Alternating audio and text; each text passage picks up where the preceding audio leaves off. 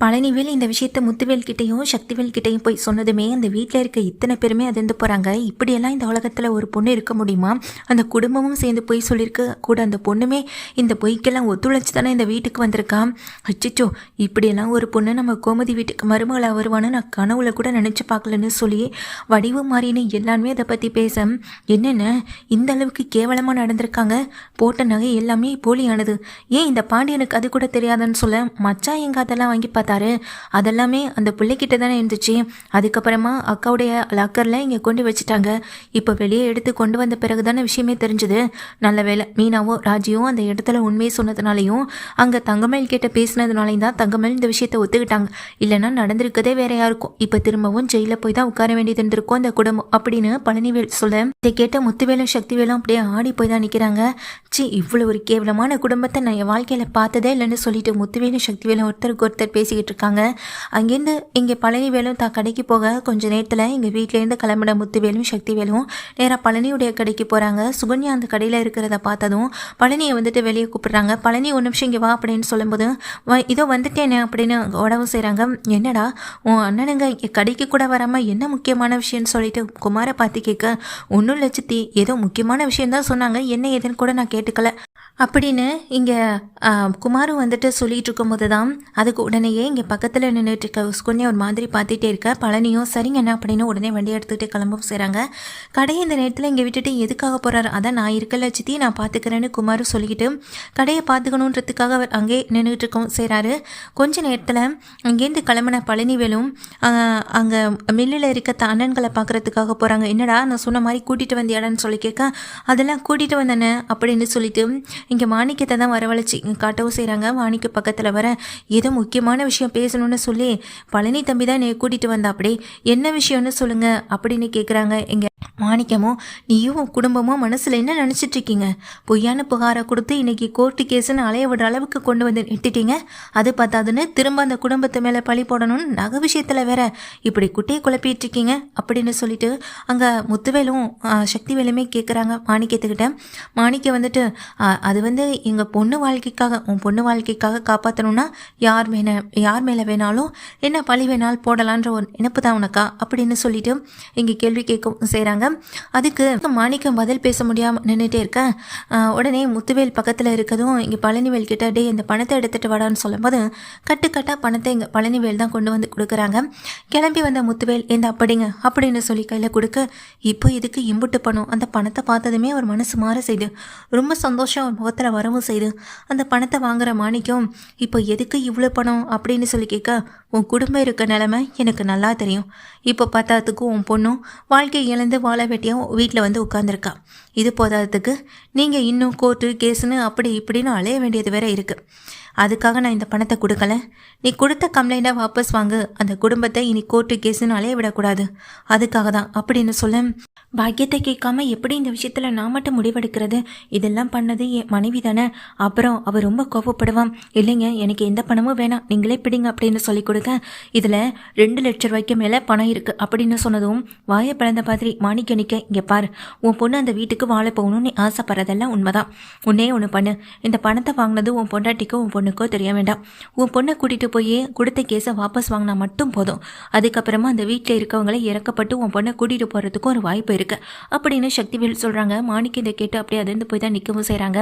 என்னையா சொல்கிறது உனக்கு புரியுதா இல்லையான்னு சொல்லி கேட்க, புரியுது, ஆனால் இந்த பணம் விஷயம் இங்கே பாரு, நீ கேஸை வாபஸ் வாங்கிட்டானாலே எல்லாமே நல்லபடியாக முடிஞ்சிடும் அப்படின்னு சொல்லிட்டு சக்திவேலும் சொல்கிறாங்க. முத்துவேலும் சொல்கிறாங்க. பணத்தை வாங்கிக்கிட்டு மாணிக்க அங்கேருந்து கிளம்பி போக, என்னென்ன இப்படி சொல்கிறீங்கன்னு சொல்லி கேட்க, டேய் அப்போ தானடா அவன் கேஸை வாபஸ் வாங்குவான். என்னதான் கேஸை வாபஸ் வாங்கினாலும் பாண்டியனோ கோமதியோ அந்த வீட்டுக்கு தங்க மேலே இங்கே மருமகளை இனி ஒரு நாளும் கொண்டு வர போகிறதில்ல. அதனால் அதை பற்றி நீ எல்லாம் எதுவும் யோசிக்க வேண்டாம்னு முத்துவேல் சொல்லிடுறாங்க. பழனிவேலும் ஏதோ ஒரு நம்பிக்கையில் வீட்டில் இருக்காங்க. கோர்ட்டு கேஸ்னு இப்படி நம்மளை அலைய விட்டுட்டாலேன்னு வீட்டில் இருக்க எல்லாருமே திட்டிகிட்டு இருக்க. குழலி கொண்டு அந்த குடும்பத்தை சும்மா விடக்கூடாதுன்னு கோவத்தில் தான் இருக்காங்க. கொஞ்ச நேரத்தில் ஸ்டேஷன்லேருந்து ஃபோன் வருது. மாணிக்கமாக உங்கள் பொண்ணு தங்கமயில வந்து கொடுத்த கேஸை வாபஸ் வாங்கிட்டாங்க. இனி எந்த பிரச்சனையும் இல்லை, கோர்ட்டு கேஸை கேஸுன்னு அலைய வேண்டியதில்லைன்னு சொல்லிட்டு இங்கே ஃபோன் கால் வந்ததும் மொத்த குடும்பமும் கொஞ்சம் சந்தோஷப்பட்டாலும் இன்னொரு பக்கம் எப்படி இதெல்லாம் நடந்துச்சுன்னு அதிர்ச்சியில் இருக்காங்க. இங்கே கேஸை வாபஸ் வாங்கினதுனால வீட்டில் இருக்க பாக்கியம் ரொம்ப கோவத்தில் இங்கே கத்தவும் செய்ய, இப்போ எதுக்கு பாக்கியம் சத்தம் போடுற, நான் சரியாதான விஷயத்தை தானே செஞ்சுருக்கேன், இவ பாத்தியா இப்போ நம்ம பொண்ணு வாழ்க்கை இனி அந்த குடும்பத்தில் தான் போய் வாழ போகிறான்னு சொல்ல என்னைய சொல்லிகிட்டு இருக்கேன்னு இங்கே மாணிக்கத்துக்கிட்ட கோவத்தை காட்டி பேசிக்கிட்டு இருக்காங்க பாக்கியம். ஆமாம் பாக்கியம், நம்ம அந்த ராஜியோடைய அப்பா அந்த முத்துவேலும் சக்திவேலும் என்னை வந்து பார்த்தாங்க. இதோ பாரு பணம் 2 லட்ச ரூபாய் என் கையில் கொடுத்தாங்க. கேஸை வாபஸ் வாங்கினேன்னா ஓம் பொண்ணு அந்த வீட்டில் இருக்கவங்க ஏற்றுப்பாங்க, சந்தோஷமாக வாழவான்னு சொன்னாங்க. அது நடக்கும்ல பாக்கியம், அதுக்காக தான் நான் இதை செஞ்சேன் அப்படின்னு இங்கே மாணிக்கம் சொல்ல, இதை கேட்டதும் இங்கே பாக்கியம் அப்படியே அதிர்ந்து போய் தான் நிற்கிறாங்க. யோ உனக்கு ஏதாச்சும் இருக்காயா, ஏன் இப்படி பண்ணன்னு சொல்ல. அம்மா அப்பா சொல்கிற மாதிரி அந்த வீட்டில் இருக்கவங்க என்னை ஏற்றுப்பாங்கம்மா அப்படின்னு எங்கள் தங்கமையில் சொல்லிட்டு இருக்கேன். நீ திரும்ப திரும்ப அக்கா வாழ்க்கையில் விளையாடிட்டே இருக்கேன்னு எங்கள் சுடர் வந்து பாக்கியத்தை பார்த்துட்டேன். யோ நான் இவ்வளோ பாடுபட்டது கஷ்டப்பட்டது எல்லாம் வீண் போச்சு. பணத்துக்கு ஆசைப்பட்டு இப்படி கேஸை வாபஸ் வாங்கிட்டு வந்து நிற்கிறியே, இனி என் பொண்ணு அந்த வீட்டில் இருக்கவங்க எப்படி ஏற்றுப்பாங்க. எனக்கு இருந்த ஒரே ஒரு வாய்ப்பை நீ நழுவ விட்டுட்ட, இன்னொரு வாய்ப்பை உன் பொண்ணு நழுவ விட்டுட்டா. இதுக்கப்புறம் நான் எதுலையும் மெனக்கட மாட்டேன். நீ ஆச்சு நீ உன் பொண்ணாச்சு, ஆனால் இந்த வீட்டில் இனி ஒரு நிமிஷம் கூட இருக்கக்கூடாது. நீயும் உன் பொண்ணோட சேர்ந்து இந்த வீட்டை விட்டு வெளியே போனாலும் சரி அப்படின்னு எங்கள் பாக்கியம் வேகமாக சொல்லி சத்தம் போடும் போதே வெளியில் போலீஸோடைய சத்தம் இங்கே கேட்கவும் செய்து நேராக இங்கே வராங்க முத்துவேலும் சக்திவேலும் போலீஸை கூட்டிக்கிட்டு. என்ன இப்போ எதுக்காக இங்கே வந்திருக்காங்கன்னு அதிர்ந்து போய் பார்க்க, பாருங்க மேடம் கையில் பணத்தோடு வந்து நிற்கிறதா அப்படின்னு இங்கே சக்திவேல் சொல்ல, என்னாச்சு அப்படின்னு எங்கள் மாணிக்கமாக பாக்கியமாக சொல்ல, இவருடைய இந்த மில்லிலேருந்து 2 லட்ச ரூபா பணத்தை திருடிட்டு வந்ததா இங்கே அவர் கம்ப்ளைண்ட் கொடுத்துருக்காருன்னு சொன்னதும் அதை கேட்ட மாணிக்கம் அதிர்ந்து போகிறாங்க. இல்லை இல்லை என்னை கூப்பிட்டு பணத்தை கொடுத்ததே இவங்க தான் அப்படின்னு சொல்ல, அதெல்லாம் இல்லை, நீ ஏற்கனவே இந்த மாதிரி அவங்க வீட்டுக்கு போய் திருட போயிருக்க. அப்போ தான் ஒரு போலீஸ் வந்து அதை தீர்த்து வைக்கவும் செஞ்சார். எல்லாத்தையும் விசாரிச்சுட்டு தான் நாங்களும் வரோம். இப்போ அவருடைய மில்லுக்கு போய் பணத்தையும் திருடிட்டு வந்திருக்க. யாரோ ஒருத்தவங்களுக்கு கொடுக்க வேண்டிய பணத்தை நீ இப்படி ஆட்டையை போட்டு வந்திருக்க. கையும் களமாக இப்போ பணத்தோடு சிக்கின பிறகு தப்பிக்க என்ன பழி போடலாம், யார் மேலே பழி போடலான்னு யோசனை பண்ணிட்டு இருக்கியான்னு போலீஸ் திட்டிட்டு மாணிக்கத்தை கைது பண்ணி கூட்டிகிட்டு போக அங்கே நிற்கிற முத்துவேலையும் சக்தி வேலையும் பார்த்து பாக்கியம் அதிர்ந்து போய் நிற்கிறாங்க. நீ எப்படி பொய் கேஸ் கொடுத்தியோ அதே மாதிரி தான். ஆனால் என்ன ஒன்று, நீ கொடுத்த பொய் கேஸாக உன் புருஷன் மூலமாகவே நான் வாபஸ் வாங்க வச்சுட்டேன்.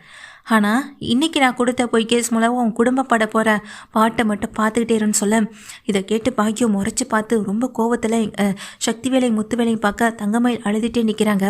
உங்கள் மொத்த குடும்பத்துக்கும் இனி நாங்கள் தான் எதிரி அப்படின்னு எங்கள் சக்திவேல் சொல்ல, இப்போ இது நாள் வரைக்கும் இல்லாத பாசம் எப்படி வந்துச்சுன்னு பார்க்குறியா?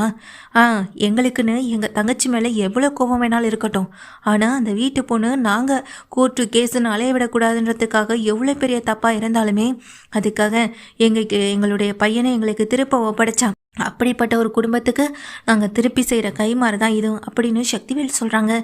இதை முத்துவேலுமே எங்கள் சக்திவேல் கிட்ட முத்துவேலுமே அந்த பாக்கிய முகத்தில் அடிக்கிற மாதிரி பேச, பாக்கியம் அழுதுகிட்டு நிற்க, இனி உன் வாழ்க்கையை காப்பாற்ற யாராலையும் முடியாது. உன் வாழ்க்கையை மொத்தமாக முடித்தது உன் அம்மாவும் அப்பாவும் மட்டும்தான் அப்படின்னு தங்கமயிலை பார்த்து திட்டிட்டு அவங்க வந்து நின்னவங்களும் அந்த இடத்த விட்டு வெளியேறி போகவும் செய்கிறாங்க. இதெல்லாம் பார்த்துட்டு பாக்கியம் என்ன பண்ணுறது, இனி இவனை வேற நான் காப்பாற்றணும் அப்படின்ற மாதிரி நினச்சி நின்றுட்டுருக்காங்க. ஒரு பக்கம் தங்கமயிலை நினச்சா கோவம் வருது, இன்னொரு பக்கம் தான் புருஷன் மாணிக்கத்தை நினச்சாலும் எங்கள் பாக்கியத்துக்கு கோவம் வரத்தான் செய்யுது.